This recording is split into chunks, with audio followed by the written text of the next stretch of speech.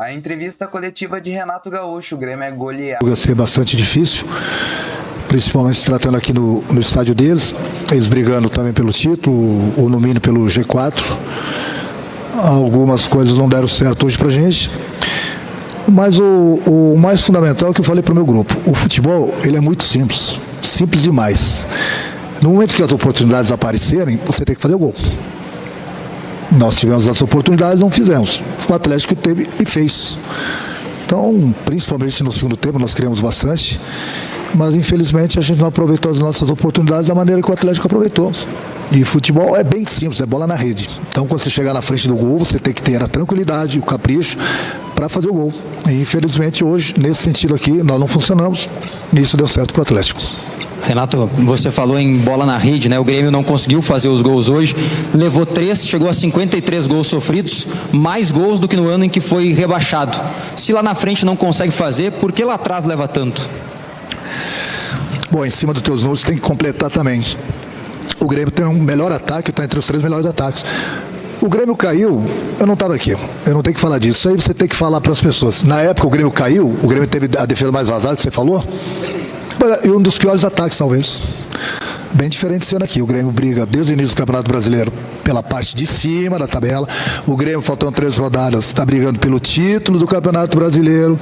O Grêmio tem sofrido gols porque o Grêmio é uma equipe que eu treino para jogar para frente. Tanto é que tem um dos melhores ataques, se não o melhor ataque da competição. E está lá em cima na tabela. Então não adianta a gente ficar falando somente de uma parte. O Grêmio sofre gols. A gente treina para não sofrer, mas a gente se expõe porque é um time ofensivo. A gente cria, tem um bom ataque, faz bastante gols. Hoje não funcionou. Então eu já falei para vocês, eu prefiro ter a pior defesa do campeonato, mas ter o melhor ataque. Não adianta nada, a minha defesa tem 15 gols tomados, 20 gols, 25 gols tomados. E o ataque fez 7 gols. Inclusive, alguns adversários nossos estão nessa situação. Bem diferente do Grêmio que está brigando pelo título. A gente treina, a gente conversa, eu corrijo eles no vídeo. Mas, muitas vezes a gente fica exposto, dá espaço para o adversário, como aconteceu hoje, principalmente no segundo tempo. Mas o que a gente tem que fazer é aproveitar melhor as nossas oportunidades. Renato, eu queria te fazer uma pergunta sobre Natan Fernandes e Ferreira, 2 jogadores que têm entrado bem sempre no segundo tempo das partidas, têm mudado a forma com que o Grêmio joga nessa reta final de campeonato. Eles podem receber oportunidades no time titular, principalmente nas partidas na arena, em que tem a força da torcida também para empurrar o time? Boa noite. Você é um garoto que eu levo bastante fé nele, já falei para vocês, a gente trouxe das categorias de base. Eu tenho lapidado, ele tem melhorado bastante, mas o que eu mais tento corrigir dele, que vai partir dele, os números deles na parte física são bons. Então a gente já pediu para o departamento médico fazer todos os exames nele, não deu nada. É o problema da volta dele. Ele, muitas vezes, ele está em campo 15, 20 minutos, 30 minutos e parece que ele está jogando há 2 horas. Então ele, talvez seja por causa da idade também. Ele tem que procurar fazer essa saída, como ele tem a saída muito boa do 1 para 1 que eu gosto, a velocidade, o drible, a inteligência, só que a gente tem que corrigir ele mais um pouquinho no sentido de voltar para marcar o adversário. É crescente, todo mundo está vendo, não são só vocês não, tenho visto, por isso que falei, levo bastante fé nesse jogador, inclusive para o futuro do clube. Ele tem recebido as oportunidades, daqui a pouco ele começa uma partida. Ô Renato, esses 2 jogadores, quando eles entram justamente quando você tira esse esquema, né, com 3 zagueiros e volta a jogar um esquema que você gosta, com 2 jogadores abertos pelo lado. E é quando surgem mais oportunidades, mas também aconteceu, como você falou, deu mais espaço para o adversário. Como é que você pretende ver essa questão do equilíbrio, né, principalmente quando esses jogadores entram, quando você volta para o esquema que você mais gosta, para não dar tanto espaço como vem acontecendo? Perfeito, mas a gente treina sempre todos os esquemas, né? O problema é que o Atlético Mineiro, ele vinha numa crescente no Campeonato Brasileiro, nos últimos jogos ele tem vencido jogos com a dupla, o Paulinho e o Hulk. Então são 2 jogadores que têm jogado bem e têm feito muitos gols. Eu coloquei justamente os 3 zagueiros para 2 pegar cada um e um tá na sobra. Mas infelizmente pra gente o Filipão meio que mudou o esquema dele, não deu tão certo assim. Mas esse esquema de que, de repente, você joga com 3 zagueiros e não dá certo e as coisas mudam no segundo tempo, no momento que a gente volta para o 4-4-2, o importante é cada jogador receber a oportunidade e aproveitar. Nós já jogamos muitas partidas com 3 zagueiros e vencemos. Hoje, infelizmente, não deu certo de novo porque o Atlético, como já falei, ele teve as oportunidades dele, soube aproveitar. Nós mesmo com 3 zagueiros no primeiro tempo tivemos algumas oportunidades e não soubemos aproveitar. Então a gente tem que ter um pouquinho mais de calma, um pouquinho mais de capricho na hora de finalizar, para que a gente não desperdice tantas oportunidades assim. Renato, aqui.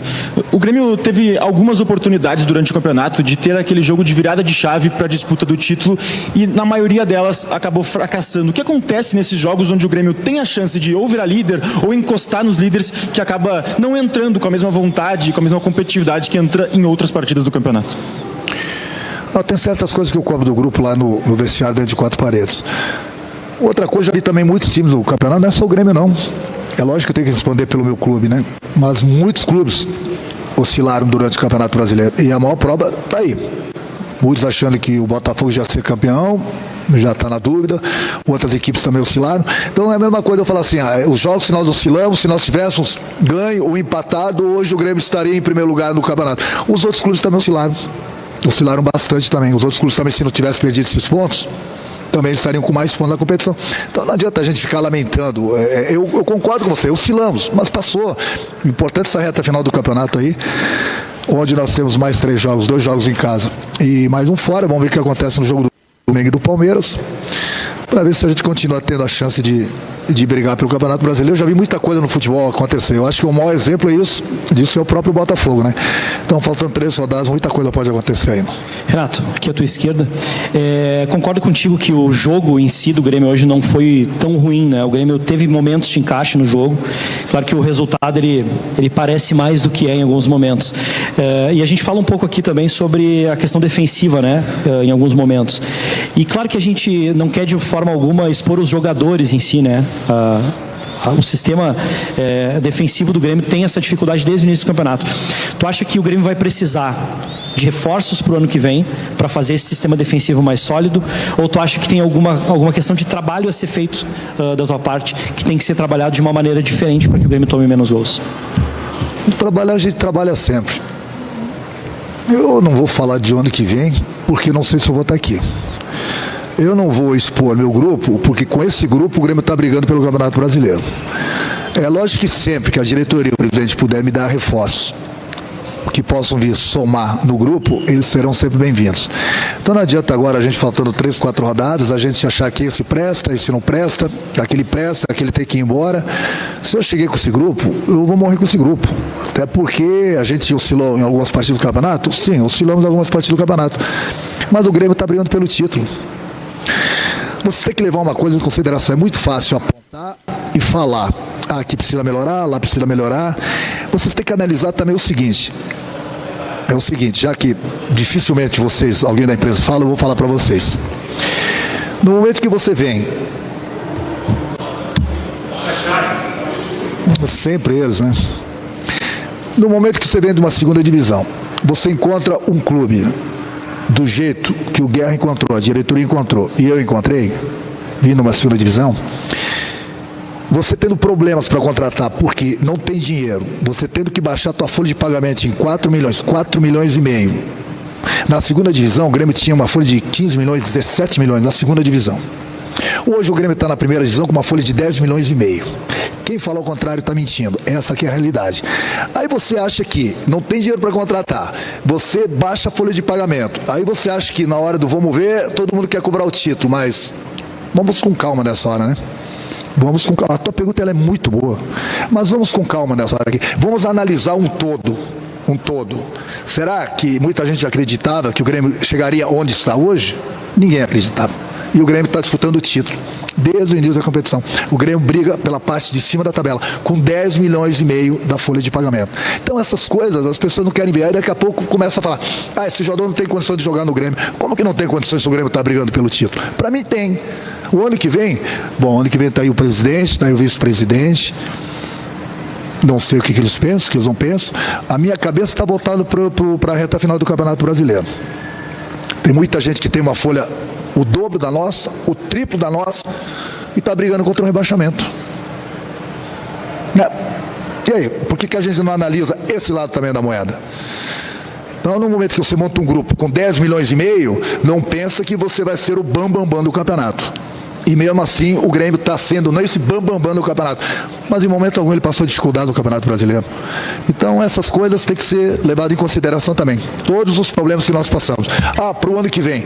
Bom, ano que vem, essas perguntas devem ser feitas para o presidente e para o vice-presidente. Eu respondo por esse ano aqui. Então, a gente poderia estar até uma condição melhor na tabela? Até concordo. Mas vamos analisar isso também, que no início do campeonato muita gente falava, o Grêmio com esse grupo vai brigar para não cair. Em momento algum, o grupo ou a nossa torcida passou por essa dificuldade.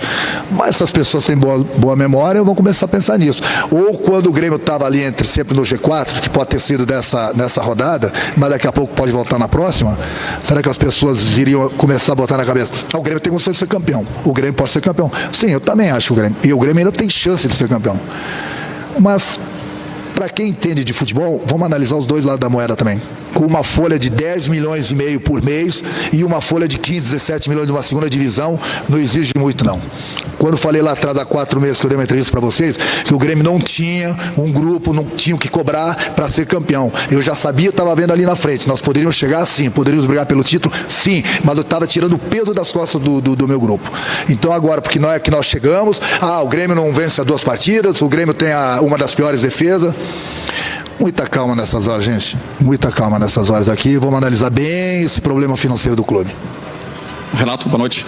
Renato, claro que nós todos concordamos sobre o contexto do ano do Grêmio, sobre a reestruturação, mas falando basicamente quando o Grêmio chegou e pôde chegar, foi perguntado ao Fábio por que o time entrou de uma maneira, vamos dizer, desligado no primeiro tempo e não competiu, e essa palavra tu usou muito durante o ano, né? Principalmente o jogo contra o Bragantino, competitividade. Um time que brigava pelo título e não entrou no primeiro tempo competindo, e o Fábio respondeu, não podemos entrar dessa maneira, vamos nos cobrar no vestiário. O que foi cobrado no vestiário? Bom, isso é parte minha com o meu grupo dentro de 4 paredes. Tudo que você falou, você aumenta 10 mil vezes a minha cobrança sobre o meu grupo. Mas essa cobrança é dentro do vestiário, dentro de 4 paredes, não é expor o meu grupo. Então não penso que eu sou pago para treinar, chego lá, passo a mão na cabeça deles, falo que está tudo bem, não precisa correr, não precisa se expor, não precisa competir. E as testemunhas estão aqui, do presidente e vice-presidente. Mas isso é um papo meu com os meus jogadores dentro do vestiário. Não penso que eu não cobro deles, eu cobro 1000 vezes mais do que você imagina. Renato, aqui, você acaba, como todos os treinadores, não só sendo treinador, você acaba planejando jogo a jogo, questões de logística. Como é que vai ser? Você vem lidando com as especulações de jogadores que vão ficar, que não vão ficar, que o São Paulo está a fim de fulano, que o Grêmio não quer ficar com o ciclano. São notícias que a direção não confirma, mas que acabam chegando nos jogadores, acabam chegando em você também, porque tem como ficar numa bolha, né? E aí, como é que você administra numa reta final, ainda com chance de título, buscando uma vaga direta na Libertadores e tendo que conversar com o jogador, por exemplo, não é assim, você vai ser utilizado, você não vai ser liberado, ou algo do gênero? É perfeito. Aí eu vou responder uma coisa para vocês. Por isso que de vez em quando eu dou nome para um outro jornalista, porque tem que colocar no lugar deles. Então, um outro jornalista, ele não é profissional. Ele não é profissional porque ele escuta ou põe na cabeça alguém que está lá dentro do clube que não tem interferência nenhuma de vestiário, com a diretoria, com a comissão técnica, com os jogadores. Ele escuta ou quer ganhar moralzinha com um de vocês da imprensa, aí ele vai lá e dá uma notícia para vocês. No caso do que citou. O jogador não vai ficar. Ele não quer saber se essa notícia é verdadeira ou não. Ele quer tumultuar. Aí vocês querem que o treinador chegue aqui e respeite. Claro que não são todos. Um ou outro de vocês. Vocês querem que chegue o presidente aqui, o vice-presidente, respeite um ou outro de vocês. Se vocês não correm atrás da notícia verdadeira, se um ou outro de vocês fica mentindo e inventando. É por isso que há 1 mês e meio atrás, em cima disso que você falou, como lido com meus jogadores, eu falei, não deem bola pelo que eles falam lá fora.